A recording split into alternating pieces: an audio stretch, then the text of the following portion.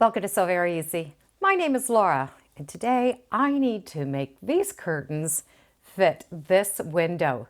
Now, these curtains were a very inexpensive curtains. Matter of fact, I did pick them up at the dollar store. The fabric is really nice. The big grommets on the top are really nice. I just don't necessarily like the edges, and they are too long for what I would like. I would like the curtains to fit inside the window. So the curtains are going to stop right at this edge. They're all going to stay inside that window frame. That's going to give it a very polished look, very clean, and with a nice big hem, it's going to look like quite an expensive curtain. So let's turn these dollar store curtains into something that looks a lot more than dollar store curtains. Each of these panels have large grommets already put in them with this top hem. Along the edge is the scalloped cut. This is cut with heat, and what it does is it seals those edges so it doesn't fray. They're very economical to make because they didn't have to have someone put all that hem work in. And that little scalloped edge goes all the way right to the bottom. It's very cute, but it's not the look I'm looking for. I do like the look of a finished edge and a finished hem. It's these finishings that really make the curtain look very elegant. And because I get to cut these shorter, I'm going to have the fabric right on the curtain to do this. If the curtain is already the length that it needs to be, we won't be able to do this. But if you're shortening it, this is definitely a time to take the time and add these finishing touches. The first thing is I will put them in a dryer and fluff out some of these wrinkles. They're clean, so I don't need to wash them, but I'm going to spray just a little bit of water on them before I throw them in the dryer, just so that dampness is going to help those wrinkles come out. And I will be cutting off that tag. We do not need to see this hanging through the curtain. That dryer just settled those wrinkles. I will be ironing this to make the wrinkles come out 100%, but what we do not want are high set-in wrinkles. It's these wrinkles that won't lie flat, which will make the hems not be even. This curtain is too long for me to cut at one time, so I'm going to fold it up at the top. There might be some instances where the hem is not the same. Because they're factory made and they're made quickly, they're not really accurate. So you'll see that this one hem is higher than the other. The curtain rod is going to be sitting on the top. It's more important that the hem is completely level, not the top. You don't notice the top as much as you do the bottom. So instead of matching up those hems, we're going to match up the top of the grommets. I have a large enough surface to work with, so I will be able to fold this in half. So I've matched up those two grommets and have pinned the layers together. Smooth out that curtain and pin along the top. This is going to make it easier to cut, and it's going to keep it level. Now I'm going to be able to measure and cut.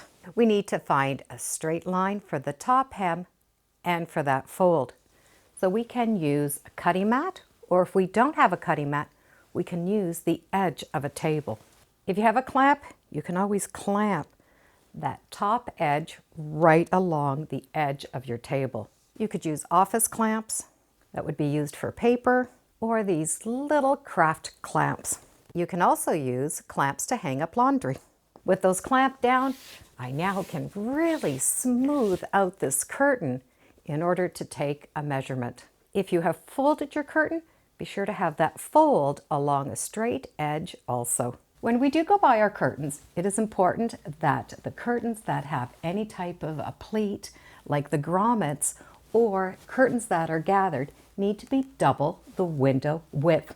For example, if I have a 50-inch window, I need a minimum of 100 inches of fabric, and that way they're pleated or they're gathered to give them some fullness. We could even do 150 inches, depending on how thick we want them. If we're buying a curtain that we want flat, then we can have that exact measurement and it would be very flat. But the grommet curtains need to be around double that width. The length we're going to need is an inside measurement. So we're going to measure from this top to this bottom. And in my case, it's 28.5 inches. I want to leave a little space at the bottom and a little space up at the top. And that way the curtain is going to be able to open and close without dragging or rubbing along the top or the bottom. And it can be a very small amount, like 1/8 of an inch. It just gives some freedom of movement, and that way they're not going to get hung up at the top or will not be sitting on the bottom. So find that measurement and we're going to be able to take it to the curtain. My window is 28.5 inches. I'm going to make that space for the top and the bottom. So my measurement is going to be 28.25 inches. I want to mark that in about 3 or 4 places along that edge. So I'm going to start for the top and go down. I've used the straight pins to mark that measurement that I want. So this pin line is the bottom of the windowsill. From here, I need to add a hem. For this curtain, I'm going to use a double folded 3-inch hem. So from this pin mark, I need to go down 6 inches. And since I have a 6-inch ruler, I will be using that. My fold is going to go on a straight edge. I can see that my pins are going to line up. I'm just going to add an extra ruler onto the end, and that way I have one straight line. I want to make sure that this is all smooth so I have the hem at the same length. You can mark it and cut it, or in my case, I'll use a rotary cutter. We have the top of the curtain, the window sill, and then 6 inches, so I'm going to have 3 and a 3-inch hem. And I would recommend to take that measurement one more time just to make sure. Now I can cut off this extra. I have so much on the bottom of this curtain, I could make an extra curtain with this. A double fold hem means the first one is going to go 3 inches. I will fold right along that top to another 3 inches. This edge here will be that 28.25 measurement. So it has been folded over double, but I do have 3 layers. You can mark that hem now or mark it later. But the first seam I'm going to clean up are these edges. I can now remove those pins. The top hem has been stitched with these really big stitches, which is going to make it really easy to take some out. I will need to remove a few of those stitches in order for me to turn these edges over. This will definitely make it easier to turn. A rolled hem is going to go along this edge, and I'm going to use the scallop as a guide. My first fold, I'm going to go right along this edge. This is the back side of the curtain, and I'm going to roll it over, but I will be starching this edge. And you just get the spray starch right where you would buy your laundry detergent. That first fold is going to follow those inside cuts. That starch just helps keep that stable for me and helps keep it in the spot that I want it. Now we can fold one more time. Depending on how much room you have here will depend on how big you can turn this over. We can turn it right along that top or fold it in half. So it'd be a big edge or a small edge. And press. This rolled hem is going to go all the way up and around. And then we will be able to match up the front and the back. The seams are tucked inside and those edges are matching on both sides. We will be able to sew all the way down this edge. I'm going to start where I've taken that seam out. I'm going to start here, go to that edge, and then go up. And that's going to finish this top edge. For the side, start right up at the top and stitch right along this edge all the way down. That top is finished, that side is finished, and it looks beautiful from both sides. It really does make a big difference. So we need to repeat this on all of those edges. With both of those edges done, we will now be able to put up that bottom hem. The first measurement is going to be 3 inches. And then the next fold is going to go right along that 3-inch mark. So measure that 3 inches, press that seam down, and then using this edge as a guide, fold it over and press. This larger seam And that double seam is going to give it some weight. So the drape is going to hang quite nicely. Once this has all been pressed, stitch right along that edge and then press the entire curtain. This is now a beautiful finished double fold 3-inch hem.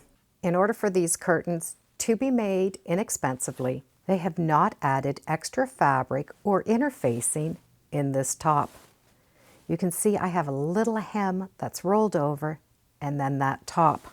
Normally there would be another extra layer of fabric or some interfacing. And that interfacing and fabric is going to hold that pleat upright, where this wants to droop down because there's nothing supporting it.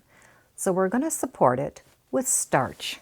And I'm going to put a heavy starch on these. And I'm really going to saturate that fabric. Keeping the curtain flat, I'm going to iron that starch in, go all the way around those grommets, and I want to iron that spray starch until it's dry, or iron it and let it dry and cool down. Once I've done it once, I'm going to turn it over and repeat from the other side. Make sure that starch is dry and that the fabric is cooled down. If you move the fabric while it's warm, whatever movement you have, you could put another wrinkle in just from the heat alone. Now you can see where that pleat is going to stand up a little bit better. So here is a hem that hasn't been starched and one that has been starched. Press the curtain and we are now done and ready to hang it up. As we're doing this, we do need to make sure that the lengths are the same so one curtain doesn't sit different than the other. And then we can put these on the curtain rod. I have a preference on how I like them on. I like the seam part to go in towards the window so I don't see this seam. If it is put on the curtain rod with this edge up, this will be facing you. I prefer that this edge is facing to the outside of the window, but it really is a personal preference.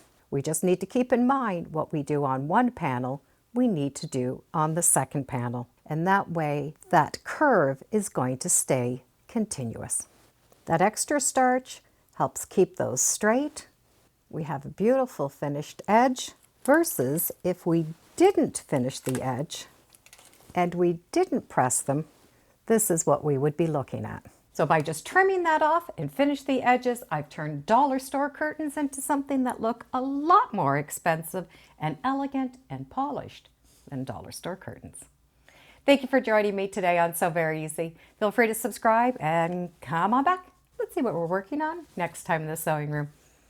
Bye for now.